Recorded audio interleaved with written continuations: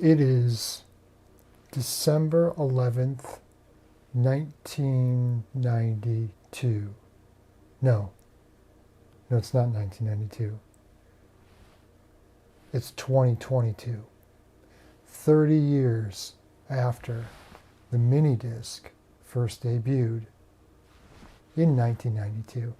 December of 1992 in North America. November in Japan, but you know what? I'm in North America, so we're going with North America, which means that I am shooting this video 30 years to the month that the MiniDisc was released in North America. What's a MiniDisc? Do you mean this? One of these?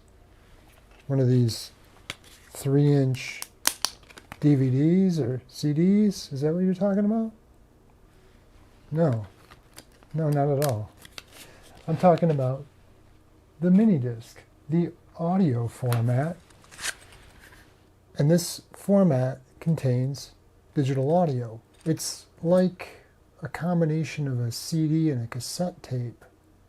It took sort of the best of both worlds and combined it into one. And I was kind of enamored by it when it first came out. I remember reading about it, and I remember seeing it in my local Best Buy. I was a young teenager at the time, and it was very expensive. It was too expensive. Invented by Sony. The players were like, this is like $900 for a portable player recorder. It was something insane like that. And the amount of pre-recorded music that existed on MiniDisc at the time was maybe like half of an aisle's worth at Best Buy, whereas they had multiple aisles of CDs. And the pre-recorded music was also more expensive. I remember that too. I don't remember how expensive, but it was more expensive. So there was less selection and it was more expensive. And on top of that, I knew it was lesser quality than a CD. I didn't know it was compressed at the time, that's what made it lesser quality.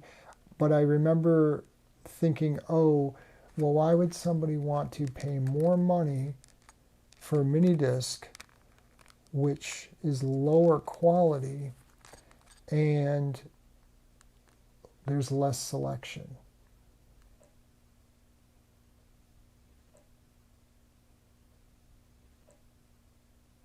For me, I had to wait until 1999 to get my first MiniDisc player, and that was this bad boy right here, a Sharp MD MT15, which I paid $200 for at Best Buy. And it was, at the time, it's a little dusty now because it's been sitting on a shelf, it's actually broke. It was the cheapest MiniDisc portable player recorder unit that was available at the time. See, in 1999, we had CD burners where you could burn CDs, but most portable CD players, including my Sony Discman, couldn't play back recorded discs. I couldn't take them with me when I traveled, and I was doing a lot of traveling at the time. I was actually a truck driver doing a lot of interstate traveling. I wanted to take these playlists of music with me to listen to them. So I bought the portable recorder so that I could record my own mix discs and actually go out on the road with them.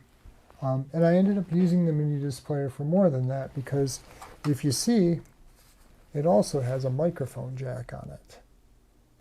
And so I would plug in a little computer microphone, and sometimes I would just like dictate stories or sort of audio blogs or whatever at the time while I was on the road. I always thought MiniDisc was a really cool format that would have been sort of the format of the 1990s. Had portable player recorders been a lot cheaper, and I mean a lot cheaper, I think the format would have taken off more in the United States, because there were so many people in bands and recording music, and on top of that, I mean, you really just had mixtapes still And that was kind of a staple of the 1980s, and it carried over into the 1990s, because even though people were collecting CDs or starting to collect CDs for their, music, they didn't have a way to record on anything like CDs. So cassettes remain the sort of staple in that department. And the MiniDisc would have been the perfect replacement for the cassette tape. It's digital, like a CD. You can skip tracks, like a CD, but it's recordable, like a tape. And unlike most CDs, MiniDisc has data on it, such as like song titles and artist, metadata, like you would get with modern digital music. And if you were recording your own MiniDiscs, you could punch that data in with your recorder. So you could label your tracks, artist, album, title, that kind of thing, which is really neat. The other thing that the MiniDisc could do is, like I said, you could erase individual tracks, which is something that would have been harder to do with a cassette, because you would have needed to make sure that you filled that space with something else that was the same length of time if you erased a song off of cassette. Whereas MiniDisc could kind of sort of do all that kind of stuff for you. The other thing MiniDisc did that was more like a cassette is that it didn't really skip like a CD. Early CD players in particular skipped a lot, especially the car units and the portable Discmen and stuff that you would maybe put in your car or take with you walking, because they didn't really contain any anti-shock memory. So MiniDisc was really neat. Plus, it was smaller. I mean, these discs are considerably smaller than a standard CD at 64 centimeters, I believe it is, or 64 millimeters, I believe it is, for the actual disc that's inside of the caddy. And that's the other thing about these things, is they come inside of a little, caddy, a little cassette, that they're not removable. And that was partly it's because of the technology they use. MiniDiscs use a magneto-optical recording technology, and that is, and even then, a special kind on top of that, from what I understand. And you can see it, the inside of the disc there. And so the magnetic part of the disc actually is on the top. And so for these discs, you've got the top and the bottom. The shutter opens on both sides. Now, I don't actually own any pre-recorded music on MiniDisc. That wasn't the reason I got into the format. I got into it because I wanted to record my own playlists. I actually never had any desire to own any pre-recorded music on MiniDisc. Actual discs that had pre-recorded music back in the 90s, they were pressed like CDs, and they were all optical. And as a result, they didn't have the shutter open on both the top and the bottom. It only opened on the bottom of the disc.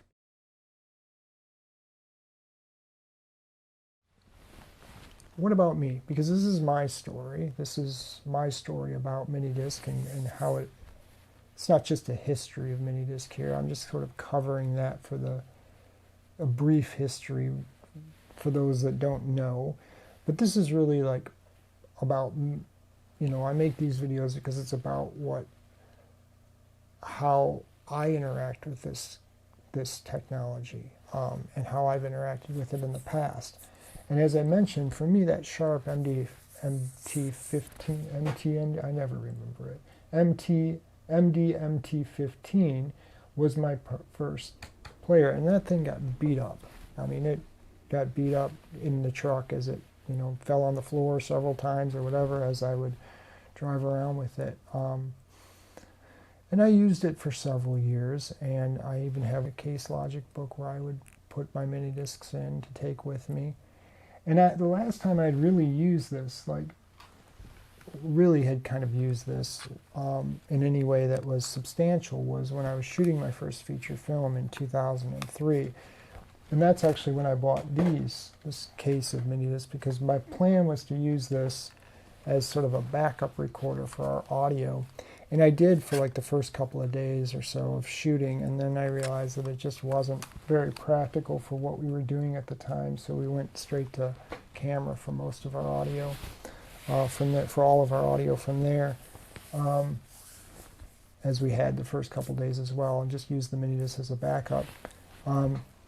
But after that, I kind of lost touch with MiniDisc. I had bought an iPod. It was the era of the iPod and iTunes, and CD players had started. I had bought a Discman that could play CDRs and CDRWs, so I could play discs that I could burn in my computer that way. So the MiniDisc sort of just fell out of favor for a good decade or so, I'd say. And I just really didn't use it. It kind of sat in a box, and it had gotten a good 5 years of use or so by that point in time. But yeah, it really just didn't make a lot of sense in my life anymore, the way that, I was still young, and I was all about the new things, and it was all about, oh, the iPod is so cool, and you can fit all these songs right here, like, all that stuff, practicality and technological advancement and all that.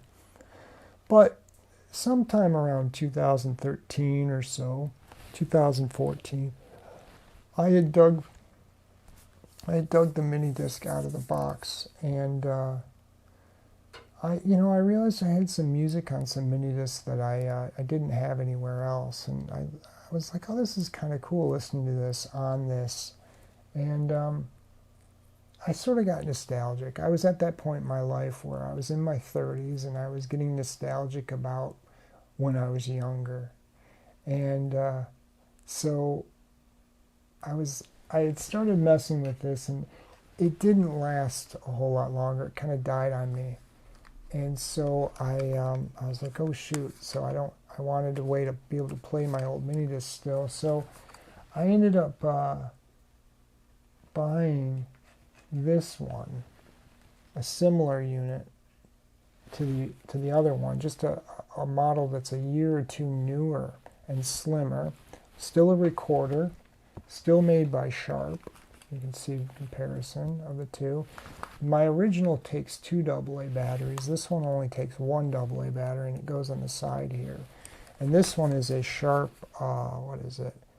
MDSR60. And this one still works.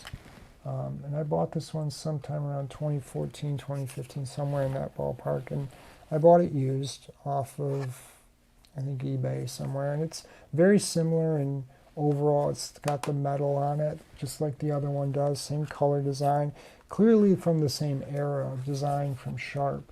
Just a slightly newer, updated, slightly slimmer model that only uses 1 AA battery. I bought that, and then a little while later, I don't remember exactly when, if it was months later or a year later or whatever, I ended up buying a Sony deck, like one of those like component decks, player recorder decks, and it's nice because I've got it hooked up to my stereo system, and I can just pop MiniDisc in and listen to them over my stereo that way without having to hook my portable up to it. So I bought that one, and that was before there was a whole bunch of nostalgic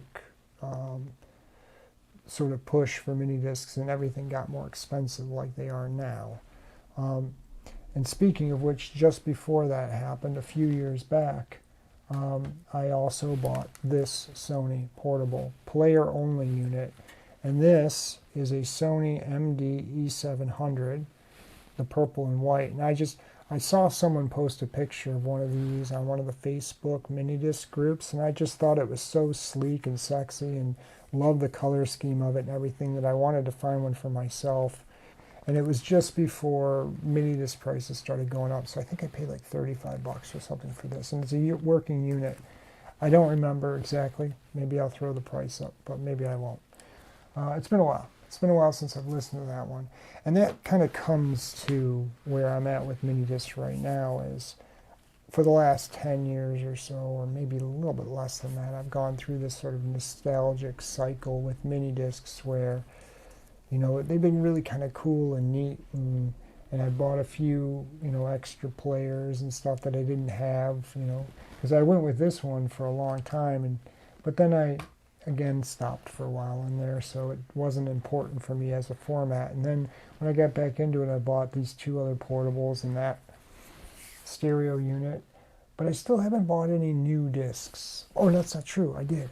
I found another guy off Craigslist who sold me a thing of brand new Sony MiniDiscs, and I found a couple of brand new ones at a local record store that I bought. Spent maybe a little too much money on those, but at the time it was like, oh, new discs. Haven't opened any of those though. I don't know. I feel weird about opening brand new MiniDiscs. I know a lot of people have told me just do it and use them. There's still plenty of brand new ones out there on the market. But I still feel weird about it. I think I'd rather get some used discs somewhere and just re-record those. Because, and I've been kind of meaning to do that for a while, is to just get, a lot of used discs that I can just erase and record my own stuff on. Except I haven't. And the big reason why I really haven't is because as cool as MiniDisc is,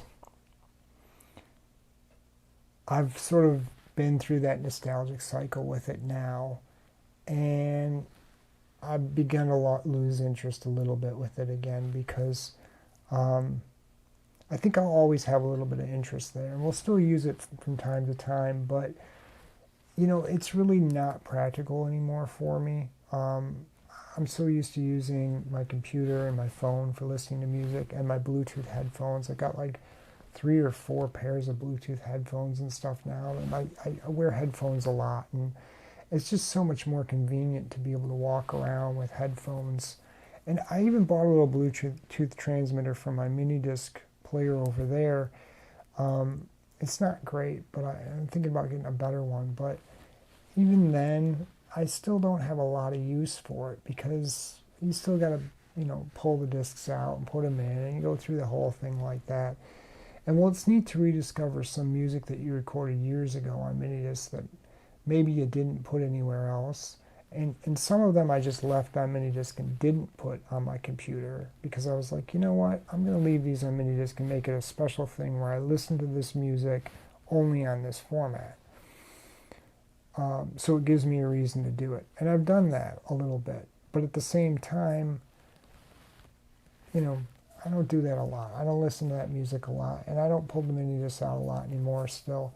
I think I always will, and I want to keep some players around for that reason, to be able to do that, but I'm not as gung-ho as I was maybe a few years back. I'm buying, more players, recorders, or blank discs that I can, or just recorded discs that I can re-record on, because I use my computer for that stuff. I use my phone. It's not as practical. So that said, I think it's still a very cool format, and I wanted to make this video because it's the 30th anniversary of it, and it's a format that I remember being enamored by when I was a kid, and going, oh wow, that's so cool, seeing it in the store, and then 7 years later buying my first portable player recorder unit, and all of that, and so I've got some history with it. I think it's so cool that it exists, and I'm happy it does, and yeah, I'm happy to have had some experience with it and to have it around. All right, everybody, that's it. That's my ode to the MiniDisc, to go along with my ode to the CD, since it's the 40th anniversary of the CD in 2022 as well. So there we go. This has been a long video, and if you've watched it all, wow, you're a champ. Because it's certainly way longer than my CD video, but I've just sort of rambled on, and it's really, I made this video more for me than for anybody else, but if you happen to have watched it all, well, thank you. I appreciate it, and I hope that if you are a fan of the MiniDisc or have some yourself, that you continue to enjoy it, or if you're just getting into it, it's a very cool format, but man, the prices have certainly gone up on stuff. So, with that said, have a good one, and I will talk to you all in the next video.